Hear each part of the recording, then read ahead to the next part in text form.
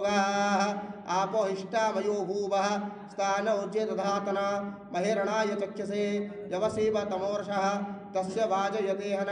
उषतरिव मामव यस्याक्षयाय जन्मथ आपो येन यथाचन इति मन्त्रेण संसिध्ययेत् गन्धद्वारेति मन्त्रस्य भृगुः ऋषिः अनुष्टुप्छन्दः श्रेर्देवता गन्धप्रक्षणे विनियोगः ॐ त्वां गन्धर्व्या अखनगुस्त्वां मिन्द्रस्त्वाम बृहस्पते त्वामसोदे सोमराजा विद्वानक्वानमुच्यते ॐ सिन्धुरिविद्युस्य मन्त्रस्य सिन्धुद्विपर्षेः नारायणो देवता त्रिष्टुप्छन्दः पुष्पप्रक्षेपे विनियोगः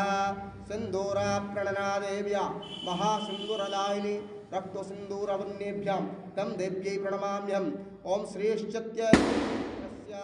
नारायणर्षेः त्रिष्टुप्गायत्रिछन्दः लक्ष्मीर्देवता पुष्पप्रक्षेपे विनियोगः श्रेष्ठते लक्ष्मीश्च पत्न्या